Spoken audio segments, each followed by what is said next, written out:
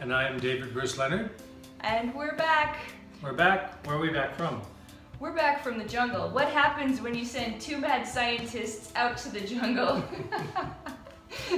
We'll tell you what happens. So the other day I was having an emotional breakdown and David took me to a Kava bar to get some Kava, and I'd never had Kava before, and it was a really cool experience. It was very relaxing, it was very mellowing. It gave me sort of the sensation of when I drink alcohol and like my neck and my shoulders just kind of relax, and it's like a deep breath of fresh air, but it didn't have any of the side effects of alcohol. Right. And David was telling me about all the benefits of Kava, which he's going to share with you right now.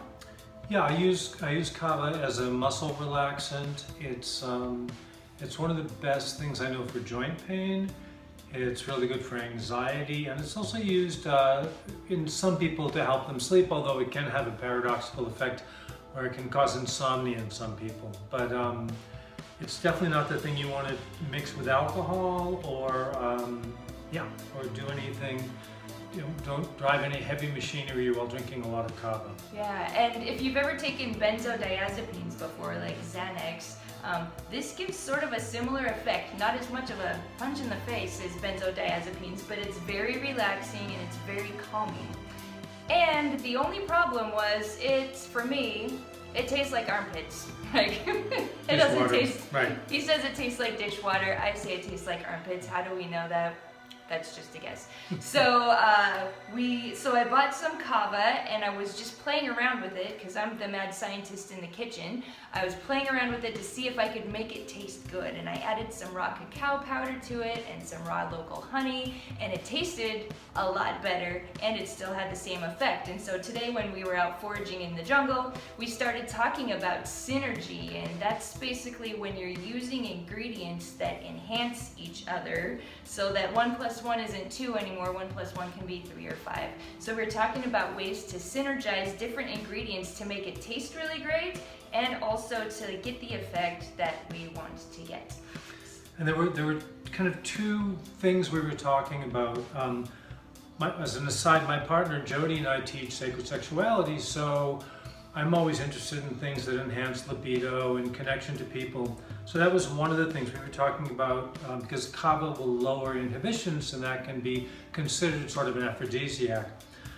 But there's another kind of piece to that that's very interesting. We were also talking about things that create empathy. For a long time I've been trying to create an empathogenic tea.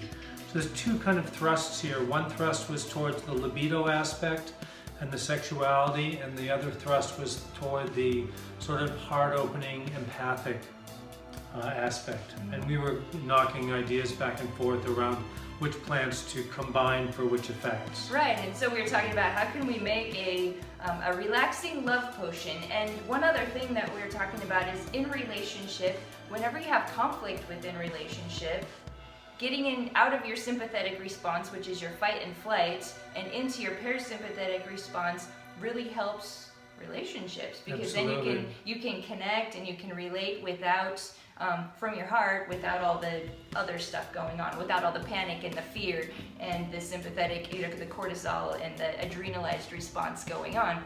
So exactly, and Kava was traditionally used to resolve conflict, because they say when you're drinking Kava, it's a lot harder to get angry with somebody if you're talking. And boy, I know, everybody I know needs that in their relationships, where they can be clear and communicate clearly without getting triggered. And so this is a relaxing love potion that we kind of concocted as we're driving through the jungle for romantic love or for just family love or for connection love, yeah. Right. So we started out with the Kava, which we talked about what that does, and I used raw cacao powder to make it taste better, but raw cacao powder also has properties in it that gives you that euphoric feeling of being in love. That's why when you're sad, a lot of people crave chocolate. And so this will enhance the happy love feeling when you drink it. And cacao has something in it called PEA, which is what your brain makes when you fall in love.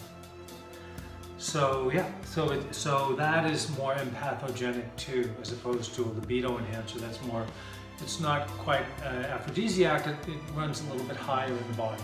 Right, and the antioxidant potential of raw cacao is very high. It's very high in antioxidants and minerals, so this is also like loving up your body in a big way with all the nutrition, the high nutrition density that it provides. All right, and then we're talking about the raw local honey, and that is a carrier. So whenever you add honey to teas or herbal mixtures or any kind of concoction, the honey will help your body accept and absorb the concoction better than if you didn't add the honey.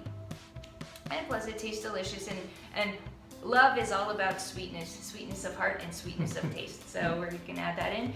The next thing we thought would be great is cinnamon. I chose the cinnamon for culinary reasons, just because it has a very pungent flavor that will cover up that armpit flavor, and it also synergizes really well with the raw cacao powder. David had another insight into the cinnamon. Cinnamon reportedly increases blood flow to the genitals, so the smell of cinnamon, and also I think pumpkin pie too for some reason. I heard a study about that. Why, right. Yeah. So we added cinnamon, and also because it tastes good. And we've also got some cardamom seed here, which I think goes really great with cinnamon. I love the taste of it.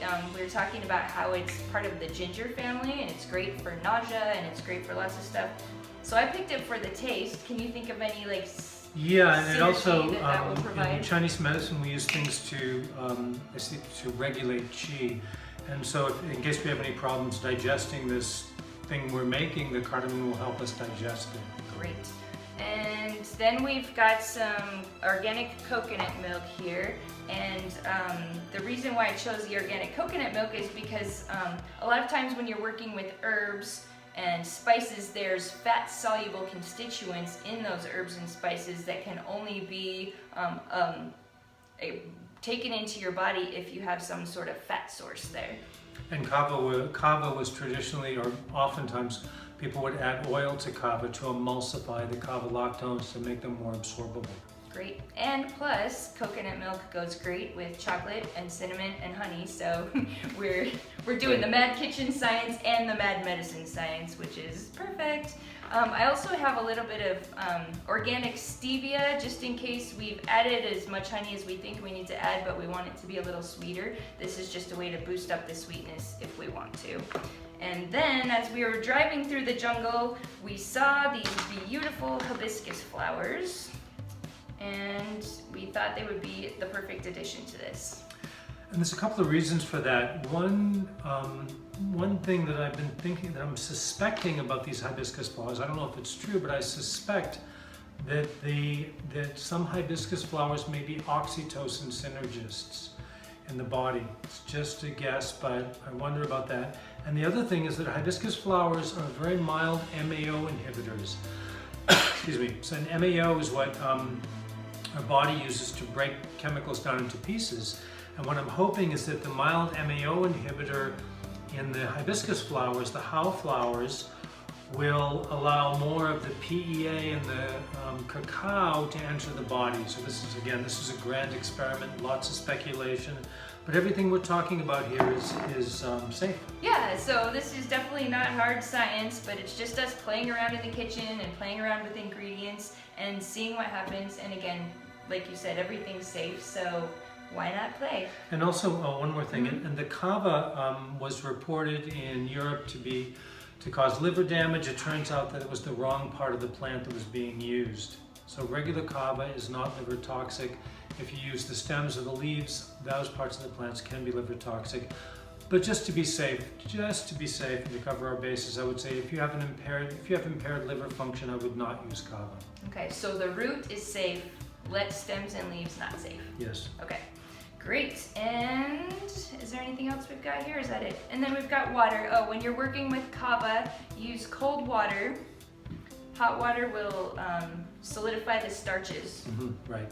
So it's room temperature water, and we're going to put it in a blender, and we're going to do it 3 times. This is some friends of mine at UH Manoa came up with this formula for making kava. This is not traditional, this is modern, but this is it was interesting. This is the way they found to get the most kava lactones out of the kava.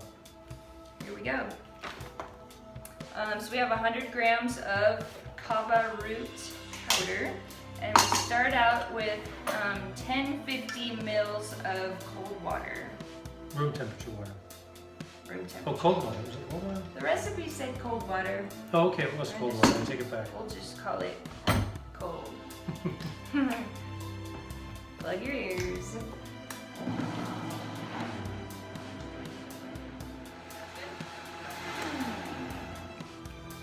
Okay, so we've just blended it to mix, and we have a little, I call it a nut milk bag. What do you call it?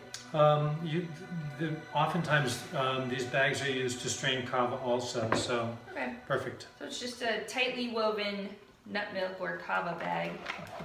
And do you want to hold that? Yeah. I'll pour it in.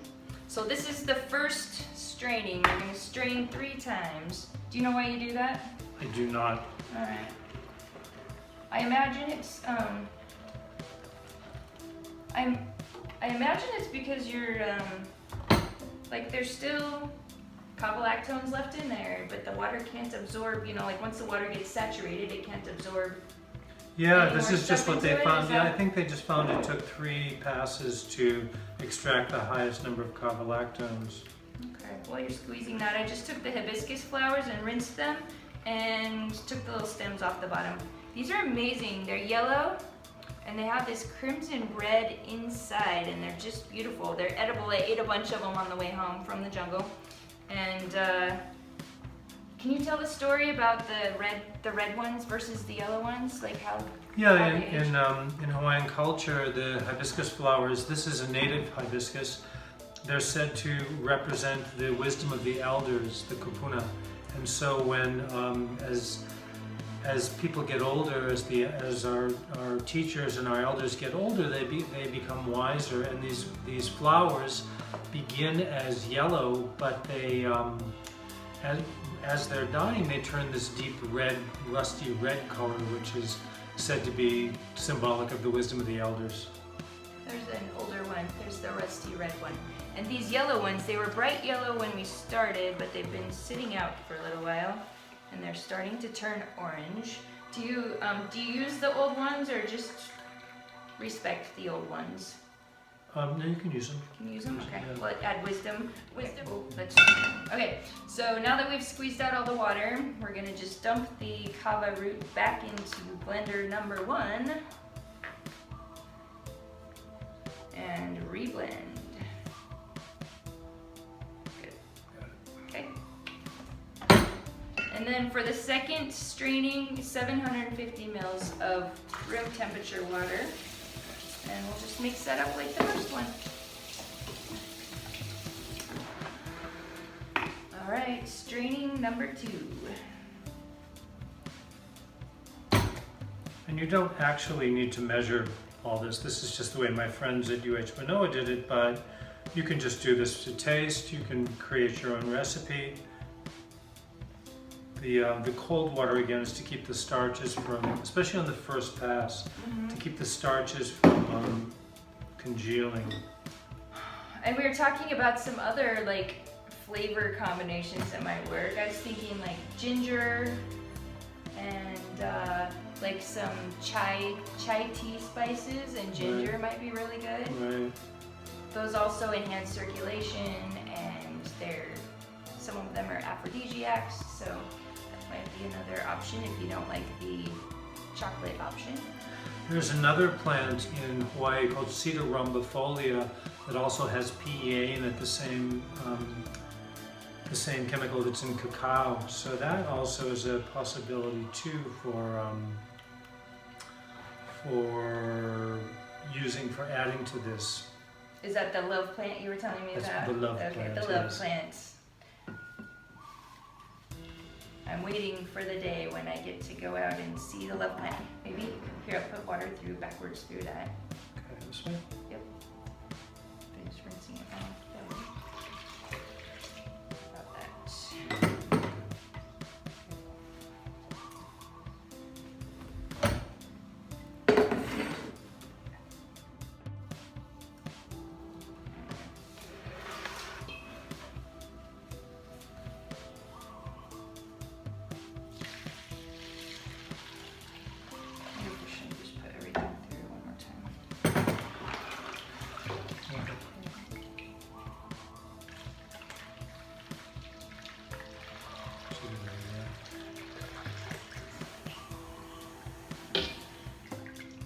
All right, well David's straining that. I'm just gonna go to town with the rest of the ingredients here. I'm gonna take the hibiscus flowers, just throw those in the blender. Should we use all of them? What do you think? How many? No, choose maybe. No, not that many. Not that many? Yeah. Okay. That many hibiscus flowers, and we'll taste it as we go along. Make it work. I'm gonna say like cocoa powder, maybe a 1/4 cup-ish for this much. We can always add more later if we need to. And for the honey, let's see. Maybe like a 1/4 cup of honey as well. And you can adjust this to taste so it tastes like whatever you want it to taste like. I love cinnamon, so I'm gonna use about a tablespoon of cinnamon. I think that's gonna be great. And I've got cardamom seeds here. I was gonna grind them up in advance, but I didn't, so I'm just gonna put the cardamom in there as it is. The full seeds, maybe a tablespoon of that too. And again, we're just playing around here. I don't know how this is gonna turn out. And I'll save the stevia for later after we taste it, and I'll save the coconut milk till later. So we're just gonna pour some of that tea back in there, blend everything up. Good. Oh, that's probably good. Yeah. And see what kind of magic we can make. Okay, so we blended up all of that. We're gonna do one final straining and then add coconut milk to it, and then we'll taste and adjust. Go with the basic recipe, and then when you're done, taste it, and we're gonna be tasting for how sweet it is, how salty it is if you put salt in it, how pungent the flavor is, so you're gonna be tasting for the cinnamon and the cardamom and the cocoa powder, and you're just gonna taste for a balance and the creaminess of the coconut milk. So as you're tasting it, when you start to interact with your food in a way that your food speaks to you, you'll taste it and your taste buds will tell you like, ooh, I wish it was a little creamier, I wish it was a little spicier, I wish there was a little pinch of salt in there. Those sorts of things will occur to you, and that's when you just get to play. You just get to practice adding things and seeing what happens. How's that going? That looks... It's very creamy though. It is very creamy. The hibiscus flowers are have muciloid substance in there, and so that's increasing the viscosity of this and making it a little bit more creamy, which will be great. Like a nice creamy chocolate milk. Or maybe it'll just be a different variation of armpits. Or maybe it'll be horrible. Maybe it'll be terrible. Okay, so we've strained that all out now, and we have this lovely slurry of stuff. Now when you're tasting things to see what you need to do, just consult your taste buds. So I'm tasting it, and for me, it has a little bit too much cardamom in there, which is like just a little bit too much. So next time I make it, I'll probably use half the amount of cardamom. Everything else tastes great. I'm feeling like I want it a little sweeter, but I'm gonna leave it like that, and then people can add their own sweetener. Like I would add a little bit of stevia to that to make it taste sweeter without adding more honey to it. And how much honey did you put in? I put in like a 1/3 of a cup maybe, maybe a heaping 1/3 of a cup for all of that. And so I don't want to put any more honey in, but I like it sweeter, and stevia is a way to like make things taste sweeter without adding extra sugar to it. Okay. And then do you have any adjustments you feel like you want to make to that? No, I think it tastes delicious and really good. Okay, so let's put it back in here, and then we're going to add some coconut milk. I'm going to add like half of a can of coconut milk right now. We'll see how that goes. Maybe we'll add the whole thing. I'm feeling like we're going to add the whole thing.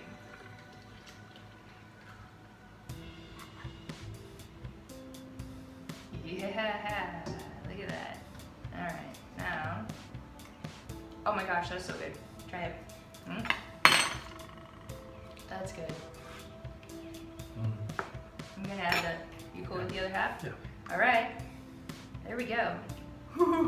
It's beautiful, and it's delicious, and it does not taste like armpits. It still has a little kind of, what's the part that stings your mouth a little bit? It feels like that's it's the numbing my numbness, tongue yeah. a little bit. Good point. Okay, now we're doing the final tasting.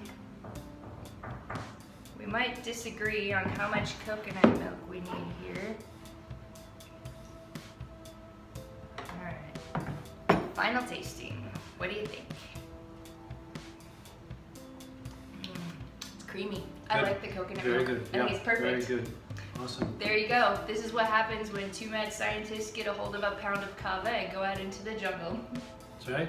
We hope you enjoyed it. This is David Bruce Leonard from the Earth Medicine Institute. And Dr. Janae Devika. Come check out our websites. All right, cheers. Cheers.